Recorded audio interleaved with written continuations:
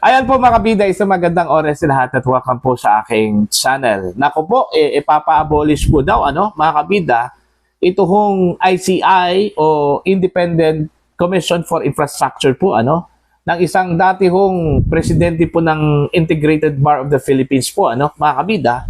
Dahil redundant na raw mga kabida, ito hong trabaho po ng ICI doon po sa Constitutional Authority po, mga kabida, ng Office of the Ombudsman, Okay? Yung trabaho po ng ICI, trabaho din yun, ng Ombudsman po mga kabida. Eto, babasahin ko lang po. Ito hong article po ng Batas PH po, mga kabida. ICI's existence redundant. Former Integrated Bar of the Philippines o IBP, President Attorney Domingo Cayosa, believe that the creation of the Independent Commission for Infrastructure o ICI creates redundancy to the existing constitutional authority of the Office of the Ombudsman in combating corruption in government.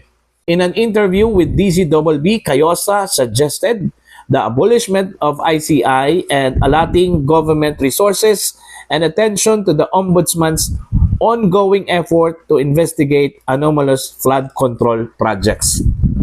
He noted that the Ombudsman, being an independent constitutional body, already possesses greater and broader investigative powers, which are enshrined directly in the Constitution and cannot be limited by Congress. Ayon.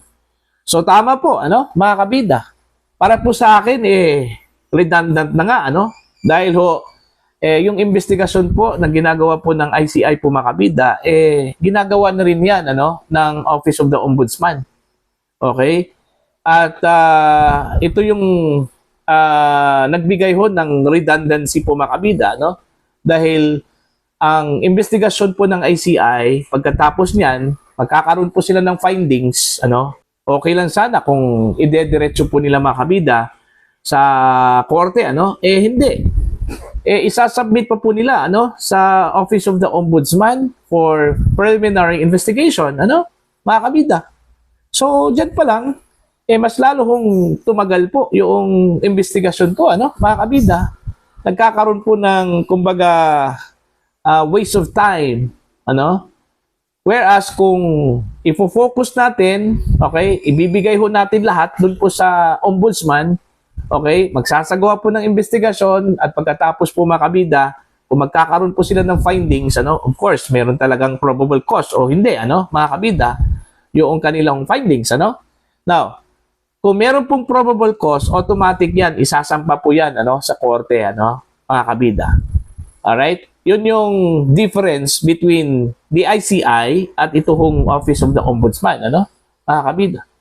Kaya kung naalala po ninyo, last week po, meron pong nagsampa po ng petition po mga kabida, dyan po sa Korte Suprema, in the person of Mr. Tayam, isa hong high school teacher po mga kabida, kung saan po ay in-question po niya, ito hong creation ng ICI po mga kabida, sa pamamagitan po ng Executive Order number 94 mga kabida. Kung saan po mga kabida inihalin tulad po ni Tayam yung ICI doon po sa Truth Commission po, yung create po mga kabida ni dating Pangulong Benigno Aquino III, ang kanya hong termino mga kabida, kung saan po ay pinaimbestigahan po niya ito hong si dating Pangulong Gloria Macapagal Arroyo. Kinalaunan po mga kabida, dineklara po ng Korte Suprema na unconstitutional po yung Truth Commission, mga kabida. Dahil po, meron pong tinatawag nilang conflict of interest. Alright? Kagaya dito sa ICI po, meron ding conflict of interest aside sa redundancy, mga kabida. Bakit? Kasi unang-una po, ang nag-create po mga kabida ng ICI is ang Pangulong Ferdinand Bongbong Marcos, which is the head of the Executive Department, kung saan po mga kabida yung pinaiimbestigahan dito yung mga official po ng DPWH na nasa Executive Department din, mga kabida. Pangalawa po, ang ombudsman po ngayon, appointee po mga kabida ni Pangulong Ferdinand Bongbong Marcos. So sa madaling salita po, ang iniimbestigahan po ng ICI po mga kabida, ito kong administrasyon, mga kabida. So hindi kaya magkakaroon po ng conflict of interest, Okay, dito ho sa ginagawang investigasyon po ng ICI po, mga kabida. Kaya nga, para po sa akin, tama po yung naging pananaw po, mga kabida, at paniniwala po ni Attorney Domingo Cayosa po dito ho sa existence po ng ICI. At nararapat lang po, mga kabida, na i-abolish na lang po ito. At hayaan na lang po natin ito kung Office of the Ombudsman na gumawa ho sa kanilang mandato, na binigay po ng saligang batas po sa kanila mga kabida. Okay? Sila na mismo mag-imbestiga at sila na po mga kabida ang mag-prosecute ho dito ho sa mga sangkot, sa maanomaliang flood control projects po mga kabida. Okay? At least mga kabida, kung magkakaroon po ng impression po, mga kabida, na baka bias ang ombudsman, mga kabida, dahil ang ombudsman po ay appointee po ni Pangulong Ferdinand Bongbong Marcos. At least po, yung opisina po, mga kabida, ay independent constitutional body, mga kabida. Okay? Yung issue po ng independence po, ni Ombudsman Boying Rimulya, tsaka na natin questionin yun, Ang importante ho dito, mga kabida, yung independence po ng institusyon. Alright?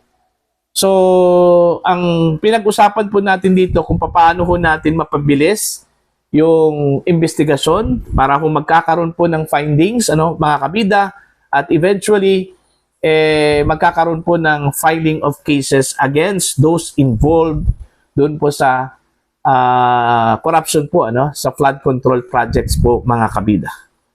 Okay?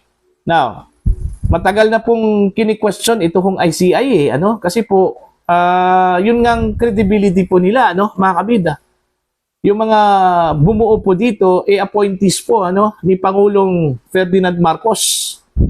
Kung saan po, yung kanyang administrasyon po nahaharap po, mga kabida, sa issue po ng corruption. Now, paano ho magkaroon po sila ng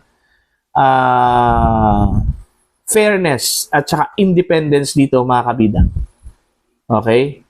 Ito ngang hindi ho nila pagsama po, sa pangalan po ni dating House Speaker Martin Romualdez po, doon po sa kanilang rekomendasyon, na sampahan po ng kaso, mga kabida, dyan po sa Office of the Ombudsman, malaking issue na po yon, mga kabida, Mismo si Senator Rodante Marcoleta po, nagtatanong kung bakit hindi po isinali po ito kung si dating House Speaker Martin Romualdez, na malinaw naman po, mga kabida, okay, na lumabas yung kanyang pangalan doon po sa investigasyon, lalong-lalo na po sa Senate Blue Ribbon Committee, mga kabida.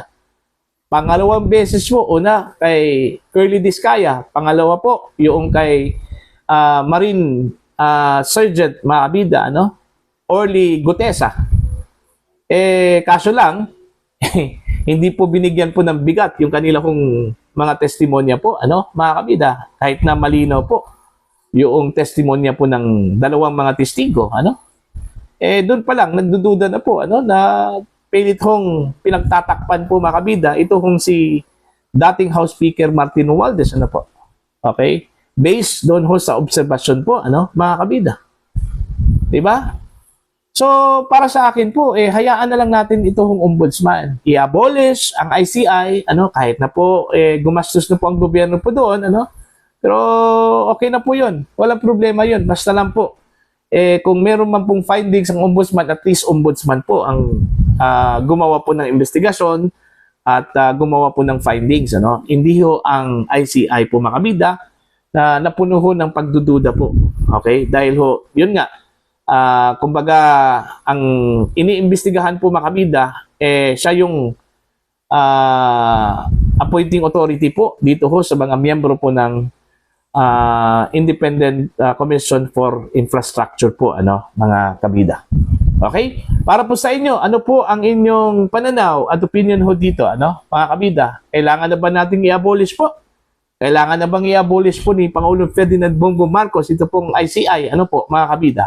Please comment down. Sa mga hindi pa po subscribers sa aking channel, please subscribe. just click the subscribe button, click the notification bell, click all para updated po kayo mga kabida sa aking mga uploads. Maraming salamat po sa inyo lahat.